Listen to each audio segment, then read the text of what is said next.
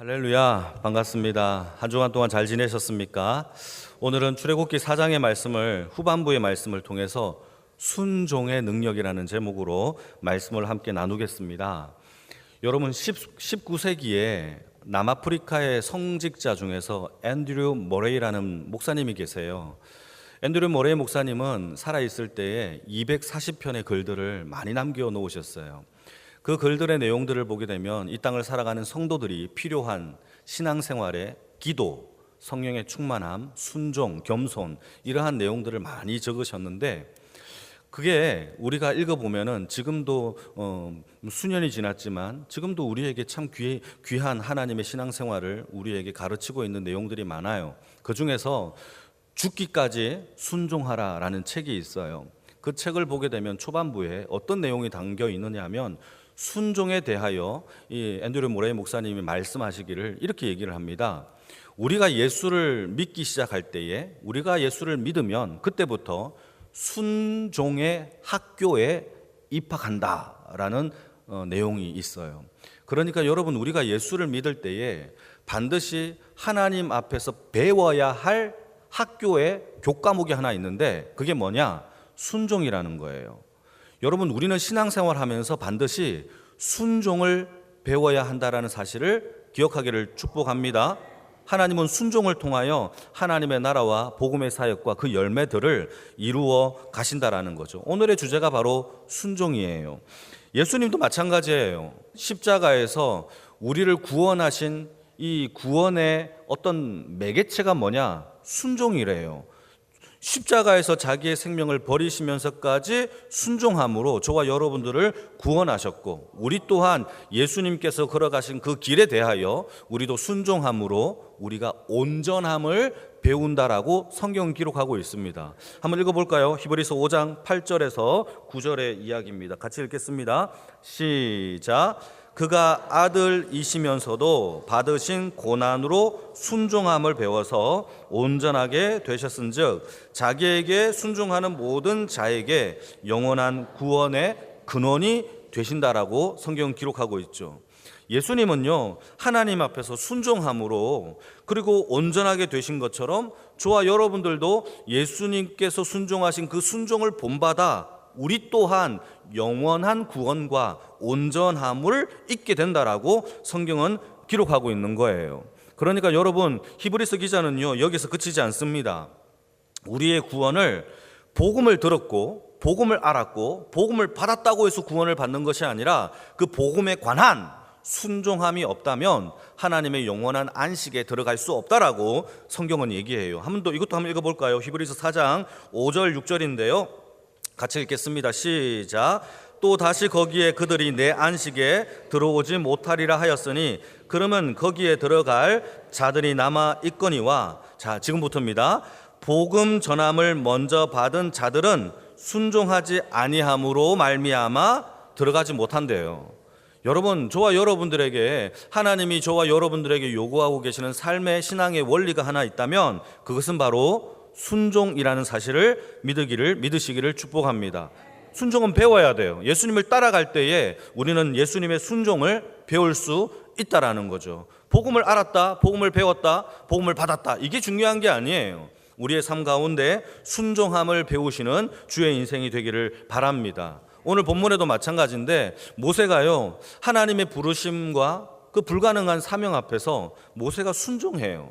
그러니까 여러분 우리도 마찬가지인데 하나님의 부르심과 하나님의 사명과 봉사 앞에 우리가 해야 될 하나의 신앙의 원리가 하나가 있다면 오직 순종함으로 하나님의 말씀과 봉사와 사명을 풀어낼 수 있다는 사실을 기억하기를 축복합니다. 다른 게 아니에요.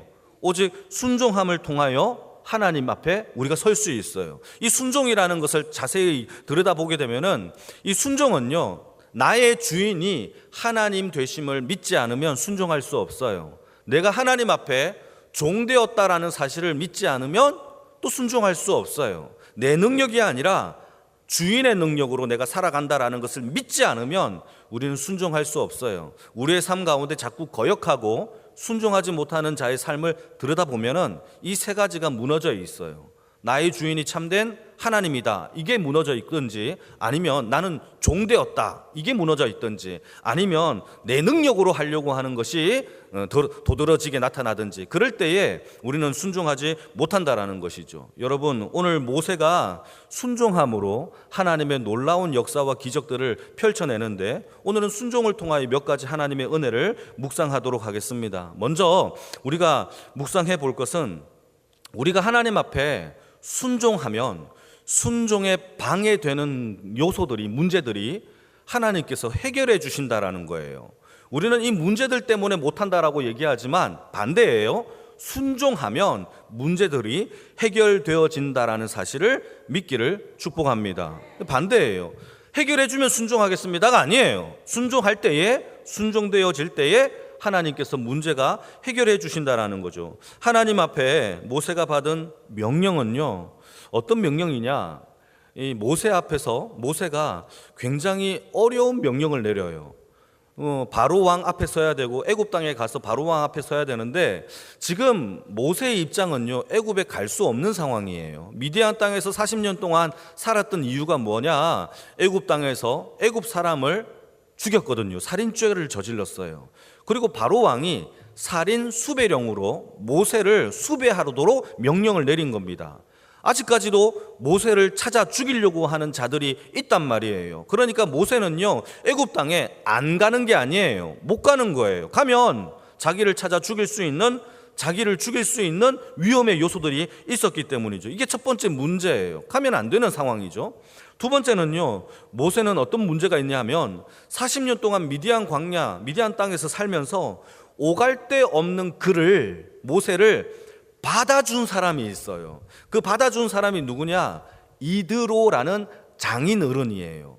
이드로가 모세가 오갈 데 없을 때 그를 받아주고 그의 딸 십보라를 주어서 결혼도 시키고, 뿐만 아니라 먹을 것과 잘 것도 주면서 그가 생계를 유지할 수 있도록 자신의 양과 염소를 맡겨서 거기에서 나오는 부산물로 생활도, 생계를 유지할 수 있도록 해준 은인 같은 분이 누구냐? 이드로라는 사람이에요. 만약에 자기 딸과 자기 손주들을 데리고 이제 애굽으로 가겠습니다 라고 요구했을 때에 이드로가 안 돼 라고 하면 어떻게 가겠습니까? 어떻게 그 자기 딸을 넌 혼자 가라 라고 하면 어떻게 갈 수가 있겠습니까? 그러니까 두 번째는요, 장인 어른의 이 허락도 요구받아줘야 된단 말이에요. 이 문제 가운데서 오늘 본문을 보시게 되면 아버지 앞에 순종하기로 그가 결단하여 걸어갈 때에 이 두 가지 문제가 동시에 해결되는 것을 오늘 본문 가운데 보여줍니다. 한번 18절에서 19절 말씀 같이 한번 읽어볼까요? 시작. 모세가 그의 장인 이드로에게로 돌아가서 그에게 이르되, 내가 애굽에 있는 내 형제에게로 돌아가서 그들이 아직 살아있는지를 알아보려 하오니 나로 가게 하소서. 이드로가 모세에게 평안히 가라 하니라. 여호와께서 미디안에서 모세에게 이르시되, 애굽으로 돌아가라. 내 목숨을 노리던 자가 다 죽었느니라. 할렐루야. 모든 문제가 이 모세가 가야 되는 모든 앞에 해결이 되는 거예요. 특히 여러분, 이드로의 답변이 무엇이냐 하면 평안히 가라 라고 얘기를 해요. 이때 사용된 평안하다라는 단어가 히브리 말로 샬롬이에요. 샬롬이라고 외치고 있어요. 여러분, 사실상 이드로의 장인 어른이 그 입장에서 봤을 때 모세에게 샬롬이라고 말할 수 없어요. 왜냐하면 그 좀 문제를 좀 생각해 보면 자기 딸과 손주들을 이번에 데리고 가면 언제 다시 만날지 모르는 상황이고, 또 광야를 지날 때에 무서운 짐승과 이 강도들을 만나서 이 위험 가운데 목숨이 위태로울 수도 있기 때문에 샬롬, 이게 할 수가 없는 상황이에요. 그럼에도 불구하고 하나님이 이드로의 장인 어른의 마음속에 평안, 샬롬을 부어주시고 그 입속에서 모세를 향하여 평안히 가라, 샬롬해라 라고 한다라는 것은 여러분, 하나님의 능력 가운데 그 문제들이 풀리는 것을 우리가 볼 수 있다라는 사실입니다. 여러분, 하나님께 순종함으로, 그 작정함으로 우리의 걸림돌이 되는 순종에 방해되는 것들이 순조롭게 해결되어지는 그 은혜를 입어보시기를 주님의 이름으로 축복합니다. 오직 순종만을 통하여 역사되어진다라는 거죠. 창세기 24장의 말씀을 보게 되면 참 재미있는 사건이 하나 펼쳐지죠. 아브라함에게 늙은 종이 있어요. 그리고 자기 아들 40살이 먹은 자기 아들 이삭이 결혼을 해야 돼요. 근데 결혼할 신부감을 구해야 되는데 자기에게 있는 늙은 종에게 내 아들 이삭의 신부감을 구해와라 라고 이런 터무니없는 명령을 내립니다. 어디로 가라? 하란으로 가서 내 아들 신부감을 구해와라 라고 하죠. 이 늙은 종이 주인의 명령, 아브라함의 명령을 받들어 순종을 합니다. 이때 순종하면서 하나님께 기도했던 기도의 내용이 있어요. 제가 한번 읽어볼게요. 그가 이르되 우리 주인 아브라함의 하나님 여호와여 원하건대 오늘 나에게 순조롭게 만나게 하사 내 주인 아브라함에게 은혜를 베풀어 주시옵소서라고 얘기를 해요. 그리고 눈을 빡 뜨자마자 한 여인이 걸어와요. 그 여인이 이삭의 아내 리브가예요. 여러분, 순종할 때에 눈을 떠자마자 하나님의 응답의 역사가 펼쳐질 줄 믿으시는 분들에게 역사되기를 축복합니다. 그거예요. 여러분, 여기서 그치지 않아요. 그리고 자초지정을 이 리브가에게 다 얘기를 합니다. 이렇게 해서 저렇게 해서 저렇게 했다 라고 하니까 리브가가 뭐라고 대답을 하느냐? 따라가겠나이다 라고 얘기를 해요. 여러분, 이게 순종의 기적이 아니고 뭐가 되겠습니까? 사랑하는 성도 여러분, 자꾸 막힙니까? 자꾸 안 됩니까? 아버지 말씀 앞에 순종으로 하나님의 모든 문제들이 풀어내어지는 역사를 경험하기를 축복합니다. 우리에게도 마찬가지예요. 우리에게도 하나님이 우리를 불러주시고 사명을 주시고 또 봉사의 직분을 주셨다면 우리에게 주어진 하나의 과제는요, 온전한 순종입니다. 어떻게? 주님을 따라가는 순종을 통하여 하나님께 영광을 올려드리기를 축복합니다. 그때 우리의 모든 방해되는 거, 이것 때문에 안 될 것 같은데가 아니라 이것조차도 문제가 안 되는구나를 경험하는 순종의 백성이 되기를 축복합니다. 두 번째로 우리가 또 하나 묵상해 볼 것은, 여러분, 순종은요 몸만 행하는 게 아니에요.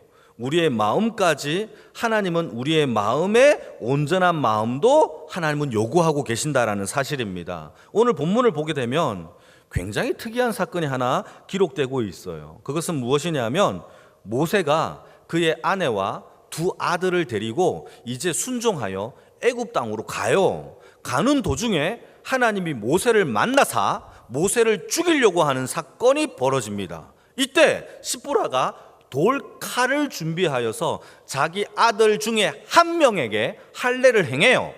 할례를 행하고 그 포피를 남편에게 던지면서 당신은 내 피남편이다 라고 하면서 모세가 살아나는 사건이 오늘 본문 가운데 기록하고 있어요.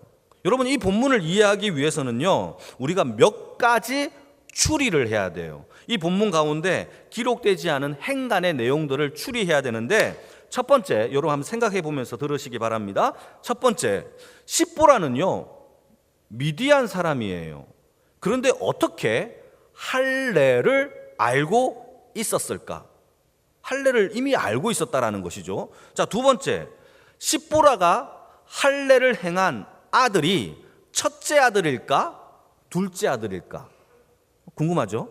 둘 중에 한 명을 할례를 행했다는데, 또 세 번째는 무엇이냐면 2명 중에 1명만 할례를 받았다면 하나님께서 이스라엘 민족, 온 유대 민족들에게는요 온 가정이 다 할례를 받아야 그 민족 가운데 끊어지지 않는다라고 명령하셨어요. 그러니까 1명만 할례를 받았다면 어떻게 하나님이 모세를 살려줄 수 있었을까? 2명이 다 받았지 않았는가? 이런 질문이 생길 수 있겠죠. 자, 여기에 이 세 가지 질문을 여러분들 머릿속에 고민해 두고 하나님이 아브라함에게 할례에 대하여 명령하신 원 본문을 읽어보면 조금 이해가 됩니다. 우리 한번 할례가 무엇인지를 창세기 17장 말씀으로 가서 9절에서 14절 우리 천천히 한번 읽어보도록 하겠습니다. 시작. 하나님이 또 아브라함에게 이르시되 그런즉 너는 내 언약을 지키고 내 후손도 대대로 지키라. 너희 중 남자는 다 할례를 받으라. 이것이 나와 너희와 너희 후손 사이에 지킬 내 언약이니라. 너희는 포피를 베어라. 이것이 나와 너희 사이에 언약의 표징이니라. 너희의 대대로 모든 남자는 집에서 난 자나 또는 너희 자손이 아니라 이방 사람에게서 돈을 주고 산 사람을 막론하고 난 지 8일 만에 할례를 받을 것이라. 너희 집에서 난 자든지 너희 돈으로 산 자든지 할례를 받아야 하리니 이에 내 언약이 너희 살에 있어 영원한 언약이 되려니와 할례를 받지 아니한 남자 곧 그 포피를 베지 아니한 백성은 끊어지리니 그가 내 언약을 어떻게 했다? 배반했기 때문에 죽는다라고 성경 기록하고 있어요. 그러니까 여러분 이 내용을 보게 되면은 아브라함의 자손들은요 반드시 아기가 태어나면 8일 만에 할례를 받아야 된다라는 것 하나, 그리고 비록 돈을 주고 산 이방 사람이라도 그 가정 가운데 있으면 뭘 해야 된다? 할례를 받아야 된다라는 것. 만약에 할례를 받지 아니하는 백성이 있다면 하나님께서 그 백성을 끊으신다, 백성 중에서 죽이신다라고 말씀하고 있는 거예요. 자, 그러면 우리가 한번 모세를 다시 한번 넘어가 봅시다. 자, 그러면 모세는요 레위 아빠 레위 여자가 결혼해서 태어난 정통 레위 사람이에요.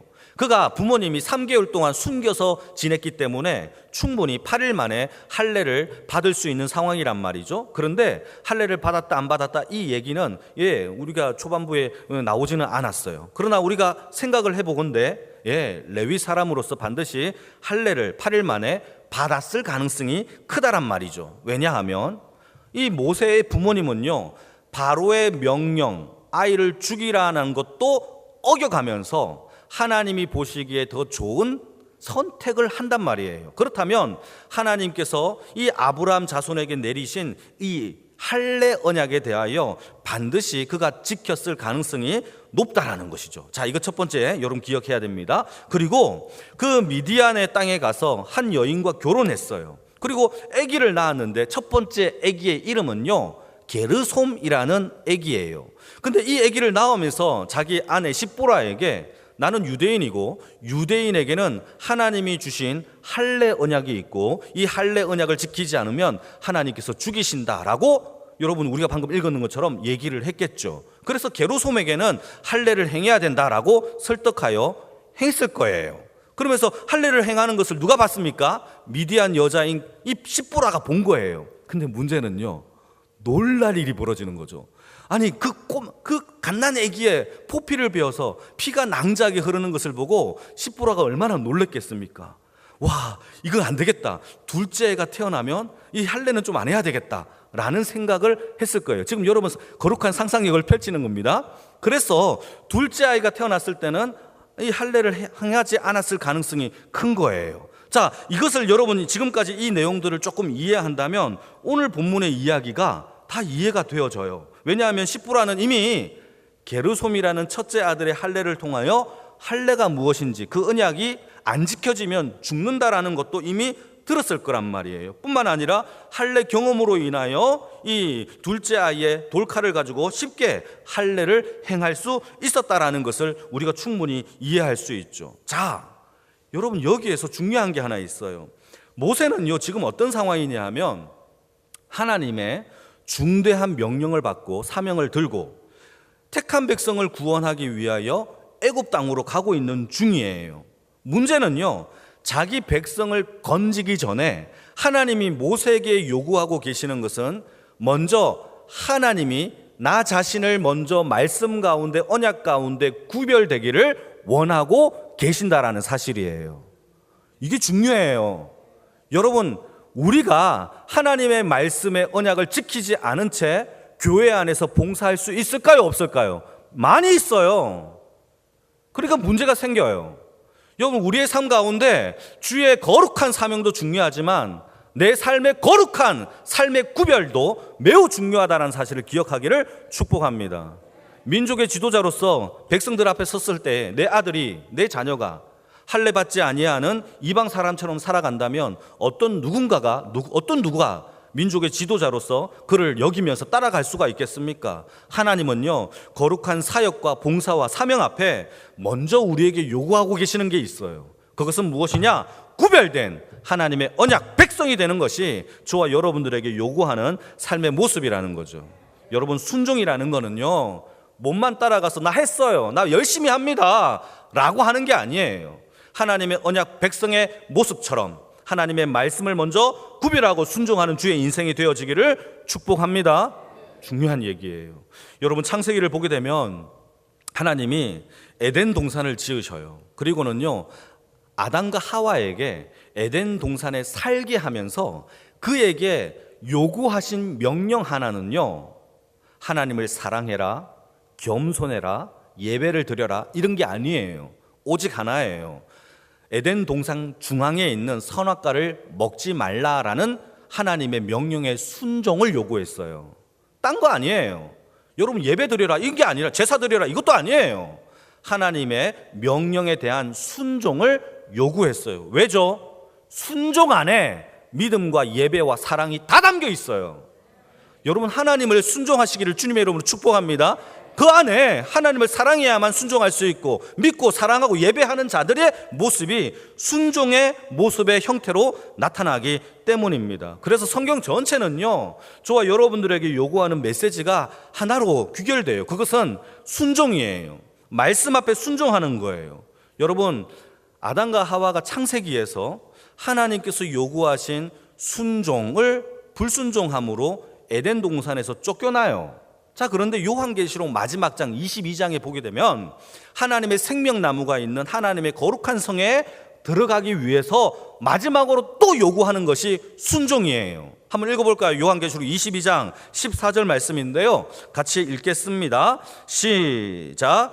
자기 두루마기를 빠는 자들은 복이 있나니 이는 그들이 생명나무에 들어가며 문들을 통하여 성에 들어갈 권세를 받으려 함이로다. 여기서 말하고 있는 두루마기를 빠는 자들, 이게 무슨 뜻이냐? 두루마기는요, 예복이에요. 예복, 신부 예복이에요. 이걸 매일매일 빠는 거예요. 지금 계속 진행형으로 되어 있어요. 매일매일 빠는 거예요. 자, 그러면 매일매일 신부의 거룩한 옷을 매일매일 빠는 행위가 무슨 뜻이냐? 이것을 자세히 설명한 게 킹 제임스 버전에 보게 되면 이렇게 설명하고 있습니다. 영어인데요, 제가 한번 해석하면서 설명해 볼게요. Blessed are, 복이 있으리라, 이런 얘기예요. 복이 있도다, 이런 뜻입니다. They that do, 그렇게 행하는 자들이, 어떤 행함? His commandments라고 하면서 그의 계명들을 행하는 자들은 복이 있도다 라고 얘기를 해요. 자, 그게 뭐냐? 자기의 예복을 매일매일 빠는 자들은, 매일매일 거룩한 삶을 빠는 자들은 어떤 사람이냐? 하나님의 명령과 규례와 명령을 매일매일 지키는 자들이, 순종하는 자들이 바로 하나님의 나라에 들어간다라고 성경은 얘기하고 있죠. 여러분, 이게 기억해야 됩니다. 창세기에서 하나님이 요구하신 것도 순종이에요. 마지막에 요한계시록에서 우리에게 요구한 것도 순종이에요. 창세기와 요한계시록 사이에 있는 것도 순종이에요. 그 사이에 뭐가 있는 줄 아십니까? 예수 그리스도의 십자가에 죽기까지 복종한 순종이 담겨 있어요. 사랑하는 성도 여러분, 창세기부터 요한계시록까지 그 중간까지 모든 것이 다 순종이에요. 그래서 로마서에 보게 되면요, 예수님의 십자가의 구원 사건을 순종의 사건이라고 설명합니다. 한번 읽어볼까요? 로마서 5장 19절 말씀입니다. 시작. 한 사람이 순종하지 아니함으로 많은 사람이 죄인 된 것 같이 한 사람이 순종하심으로 많은 사람이 의인이 되리라. 순종의 사건이죠. 여러분, 말씀 앞에 순종의 열매가 있기를 축복합니다. 그 학교 속에서 여러분 1등 하십시오. 순종에 1등 하십시오. 또 하나 읽어봅시다. 빌립보서 2장 7절에서 9절 말씀입니다. 시작. 오히려 자기를 비워 종의 형체를 가지사 사람들과 같이 되셨고 사람의 모양으로 나타나사 자기를 낮추시고 죽기까지 복종하셨으니 곧 십자가에 죽으심이라. 십자가의 사건을 뭐로 해석합니까? 죽기까지 복종하신, 순종하신 사건으로 성경은 설명하고 있어요. 이로 인하여 하나님 앞에 온전함과 구원함에 우리를 향한 그 구원을 성취하셨다라고 성경은 선포하고 있는 거예요. 사랑하는 성도 여러분, 하나님은 오늘도 저와 여러분들의 순종을 보기를 원하십니다. 이 예배도 순종이에요. 여러분, 겉만 번지르르 한 순종이 아니라 하나님은 우리의 말씀 앞에 지키려고 하는 우리의 마음까지도 순종되어지는 하나님의 백성의 삶이 되기를 축복합니다. 하나님은 속지 않아요. 사람들은 속아요. 아, 정말 거룩한 것 같다. 그러나 하나님은 속지 않아요. 여러분, 우리의 마음까지도 순종하여 순종을 통하여 하나님께 예배와 찬양과 경배가 다 성공되어지는 하나님의 백성이 되기를 축복합니다.